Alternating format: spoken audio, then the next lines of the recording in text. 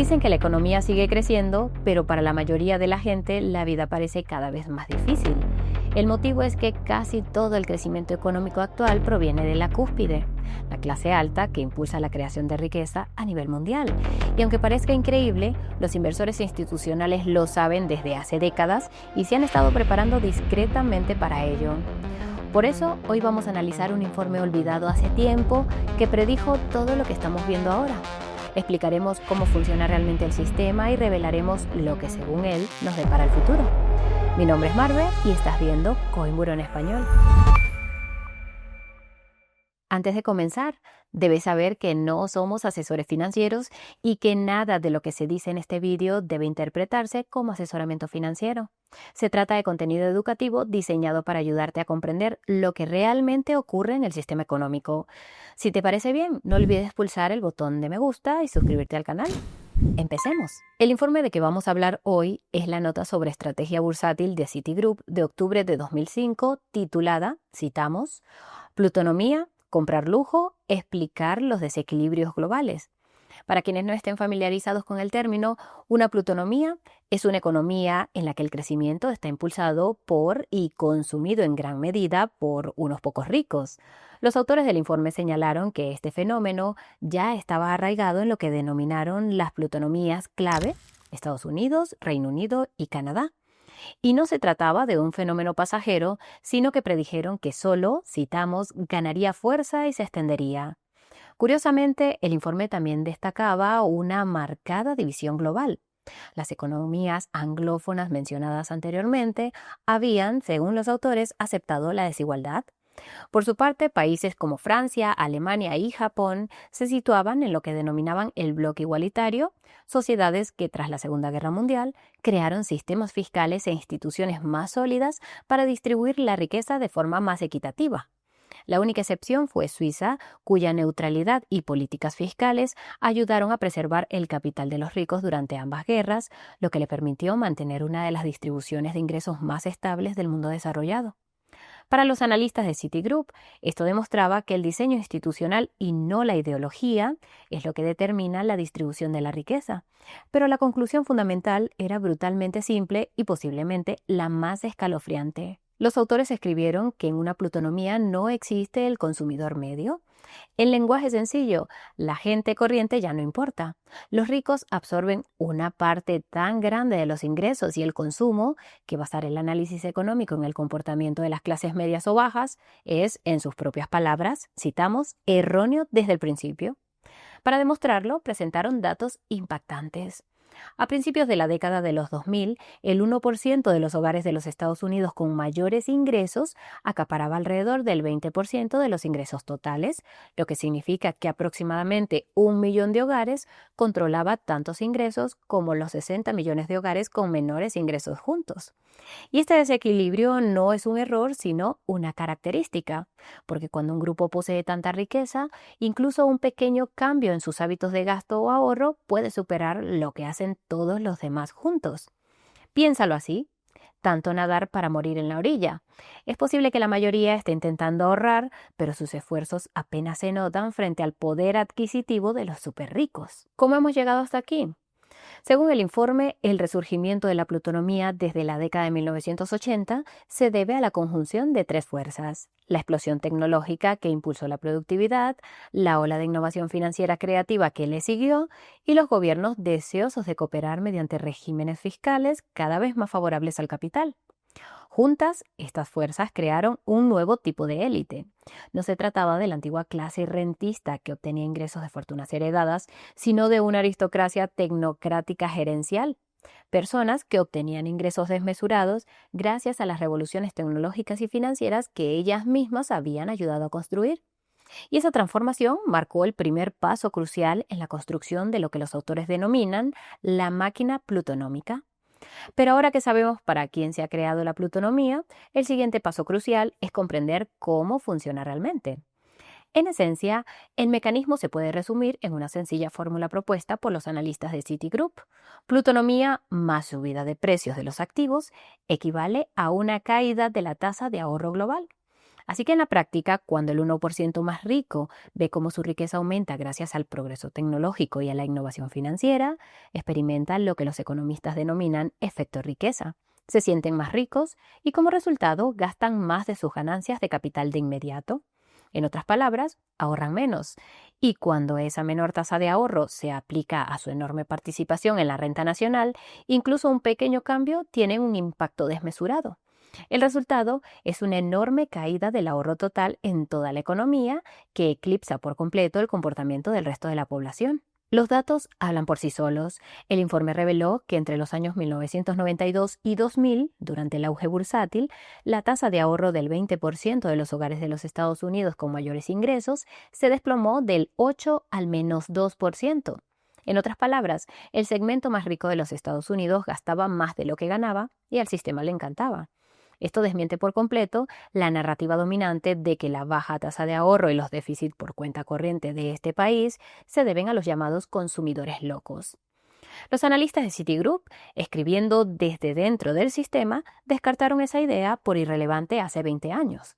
Argumentaron que los llamados desequilibrios globales no eran señales de un hundimiento inminente, sino más bien una característica estructural de la propia plutonomía, el resultado natural de la desigualdad extrema. Así que la élite financiera no estaba preocupada porque el sistema funcionaba exactamente como se pretendía, canalizando cada vez más capital hacia la cúspide social. Y esta realidad obligó a un cambio fundamental en el funcionamiento de las instituciones. Si los consumidores impulsados por los salarios ya no importan, ¿por qué molestarse en venderles? La respuesta es sencilla: no lo hacen. El dinero de verdad ahora está en dar servicio a la máquina de la riqueza, no a la máquina del consumo. Hoy en día, este giro institucional se puede observar en todas partes. En la actualidad, hay aproximadamente 19.000 fondos de capital privado en los Estados Unidos, pero solo unos 14.000 establecimientos de McDonald's. Esa estadística por sí sola refleja la transformación. Empresas como los grupos de capital privado, las gestoras de activos y las instituciones financieras no bancarias o IFNB han pasado a ocupar un lugar destacado. Se han dado cuenta de que es mucho más rentable gestionar los activos de unos pocos miles de clientes multimillonarios que prestar servicio a millones de consumidores normales. El mismo patrón se repite en las valoraciones de las empresas. El fabricante de automóviles de lujo Ferrari vale aproximadamente el doble que Honda. Incluso Walmart, que en su día fue el arquetipo del comercio minorista para la clase media, está dando un giro hacia el mercado de lujo para dirigirse a compradores con mayores ingresos. Todo esto demuestra que el capital se ha adaptado, ha abandonado a la mayoría que lucha por salir adelante y ahora gira completamente en torno al gasto y la inversión de la minoría rica, que por supuesto solo se está enriqueciendo más. En pocas palabras, el consumo medio de una persona es ahora solo un error de redondeo en la economía mundial. Y si deseas reducir tus comisiones de negociación a casi cero, echa un vistazo a la página de ofertas de Coinburo. Allí encontrarás bonificaciones de inscripción de hasta $100.000, descuentos en las comisiones de trading de hasta el 50% y reembolsos en los depósitos de hasta el 75% en los mejores exchanges. Solo tienes que seguir el enlace que hemos dejado en la descripción o escanear este código QR que te llevará a la página de ofertas. Allí verás todas nuestras ofertas en una gran variedad de exchanges. Solo tienes que hacer clic en uno de los botones Regístrate ahora y accederás directamente a la oferta. Estas ofertas no estarán disponibles para siempre, así que aprovéchalas mientras puedas. Continuemos y echemos un vistazo a la realidad actual, porque está claro que las predicciones que hicieron los analistas de Citigroup hace 2 décadas ya no son predicciones, sino que se han convertido en realidad. En aquel entonces, el plan señalaba a la tecnología disruptiva como uno de los principales aceleradores de la desigualdad. Hoy en día, ese motor se ha visto potenciado por la inteligencia artificial y un puñado de gigantes tecnológicos monopolísticos. Empresas como Google, Amazon y Nvidia están impulsando ahora al resto del mercado bursátil de los Estados Unidos y en la primera mitad de 2025 el gasto en IA contribuyó tanto al crecimiento del PIB de este país como el propio gasto de los consumidores, lo cual, si lo piensas bien, es bastante sorprendente. Pero aquí es donde la historia da un giro. Esta nueva ola tecnológica ha creado lo que los economistas denominan foso de monopolio. Estas grandes empresas prosperan gracias a las enormes economías de escala y a lo que se conoce como externalidades de red, es decir, la idea de que cada usuario adicional aumenta el valor del producto. Esa dinámica hace que sea casi imposible que los competidores se introduzcan en el mercado, lo que permite a las empresas dominantes operar casi como propietarios digitales modernos, obteniendo rentas simplemente porque controlan el mercado. Y esta concentración de poder alimenta lo que los economistas denominan una economía en forma de K, en la que el aumento del precio de los activos enriquece aún más a los propietarios, mientras que los trabajadores comunes se estancan o se quedan atrás. Y lo hace a través de dos fuerzas estrechamente relacionadas. La primera son los bajos salarios. La tecnología ha hecho que el trabajo sea más productivo, pero también más sustituible.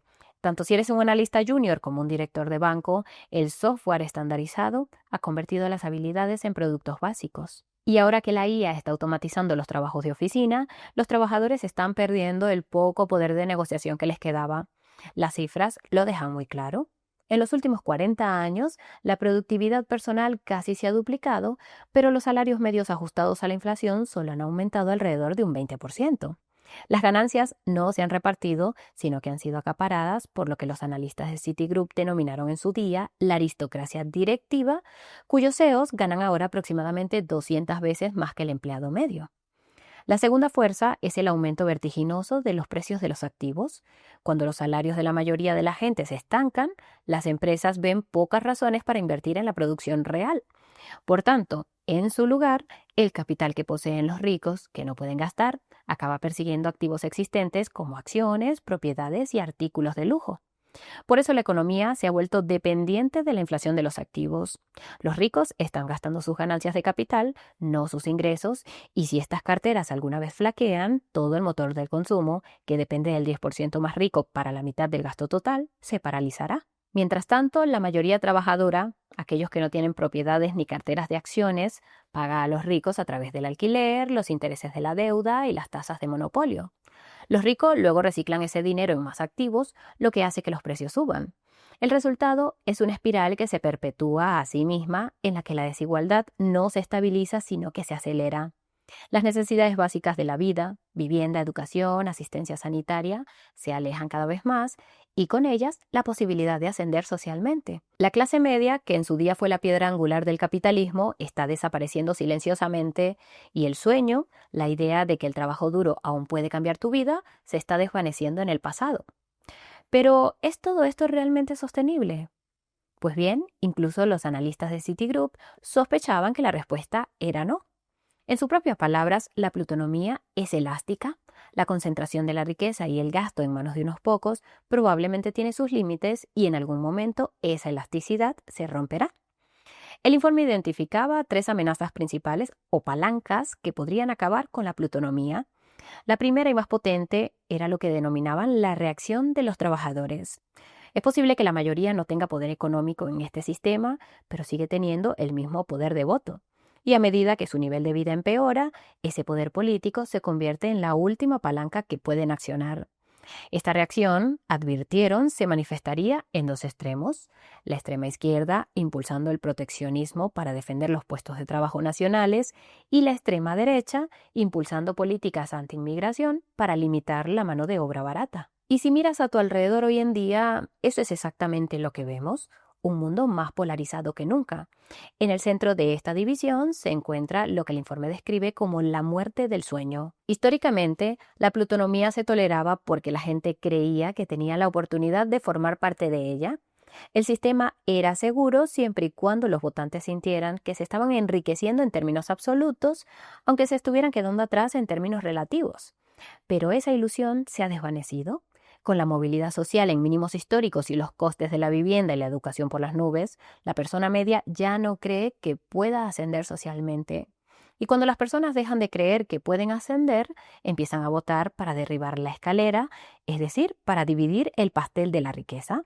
Incluso se puede ver este hundimiento del sueño en la propia geografía. Como la mayoría son trabajadores, no consumidores, se trasladan en masa a las ciudades ricas, lugares donde todavía circula el dinero. Las regiones más pobres se vacían, mientras que las ciudades ricas se vuelven superpobladas, inaccesibles y estratificadas. El resultado es una cruda paradoja.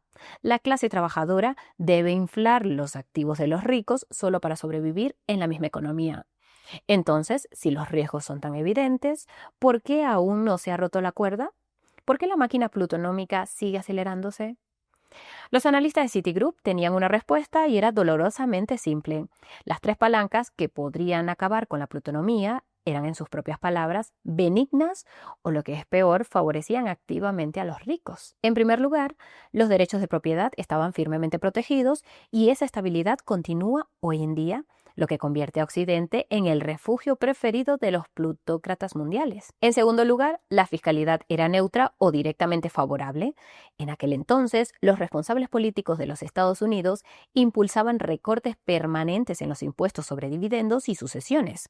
Hoy en día, el lobby empresarial y la competencia fiscal han garantizado que la aristocracia directiva mantenga su jugosa participación en los beneficios. Y en tercer lugar, la reacción laboral estaba siendo neutralizada por la globalización. Las empresas protegían sus márgenes deslocalizando la fabricación a países de bajo coste e importando trabajadores cualificados cuando les convenía, lo que impedía que los salarios nacionales aumentaran. Mientras pudieran mantener la ilusión de prosperidad y proteger estas palancas políticas, la máquina podría seguir funcionando. Y durante años fue así. Incluso cuando un CEO de alto perfil era procesado o un escándalo aparecía en los titulares, no se trataba de un reinicio, sino de teatro. Un poco de relaciones públicas diseñadas para que el sistema pareciera más justo, solo el tiempo suficiente para mantenerlo vivo. Lo cual nos lleva a la pregunta más importante. ¿Qué significa este modelo de la plutonomía creado hace 2 décadas para los mercados y para ti? Empecemos por el manual institucional. El consejo de Citigroup fue bastante claro.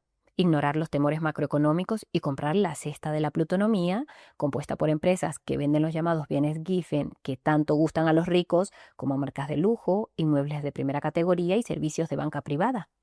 Esta estrategia funcionó, ha generado rentabilidades anualizadas de casi el 18%, superando con creces los índices mundiales durante décadas. Pero ese éxito tiene un lado oscuro. Ha creado una fragilidad estructural. Ganadores y perdedores claros. En primer lugar, todo lo relacionado con el consumidor medio está ahora en peligro. Sectores tradicionales como el comercio minorista, no de lujo, y el automovilístico dependen de una clase media con salarios estancados y una deuda familiar récord. Las empresas que dependen de que los consumidores pidan más préstamos solo para seguir gastando se encuentran en terreno movedizo. En segundo lugar, el propio sistema financiero tradicional está expuesto. Como ha advertido el Banco de Pagos Internacionales, ahora está gobernado por vastos mecanismos ocultos, desde el mercado de swaps de divisas hasta las grandes instituciones financieras no bancarias que amplifican las crisis más allá de las fronteras. El auge del crédito privado muestra cómo el capital ha huido de los préstamos bancarios tradicionales. Los márgenes de beneficio de los bancos y las aseguradoras se están viendo reducidos por estos cambios estructurales. Así que ahora todo el sistema se sustenta sobre una base frágil, que los ricos se sientan ricos. Sus carteras alimentan el consumo, pero si esas carteras se desmoronan, todo el motor se paraliza. En términos técnicos, toda la economía quedaría completamente destrozada. Y sin embargo, aquí está la paradoja. La máquina plutonómica es estructuralmente inestable, pero funcionalmente incolapsable, al menos por medios tradicionales. ¿Por qué? Porque la élite ha diseñado un bucle de retroalimentación. La influencia política y el gasto fiscal siempre acudirán rápidamente al rescate de los mercados de activos, manteniendo vivo el ciclo en forma de K. Por eso los mercados se mantuvieron estables incluso cuando los tipos de interés alcanzaron máximos históricos de las últimas décadas. Los enormes déficits públicos simplemente compensan el dolor. Entonces, si el sistema es inestable pero se rescata constantemente, ¿cómo deberías posicionarte? La respuesta: sal del control de la plutonomía. Empieza por los activos tangibles. El oro, la plata y determinados inmuebles han tenido históricamente una buena rentabilidad durante los periodos de déficit público persistente. Incluso los bancos centrales están acumulando oro, lo que indica que esperan una continua devaluación de la moneda. Los activos tangibles ofrecen el tipo de protección que la máquina plutonómica no puede confiscar o devaluar fácilmente. Luego están las criptomonedas. Su auge es la consecuencia directa, aunque involuntaria, del modelo plutonómico. Citigroup predijo un crecimiento impulsado por la tecnología y la innovación financiera. Simplemente no imaginaron que esas mismas herramientas permitirían a la gente común construir un sistema financiero alternativo.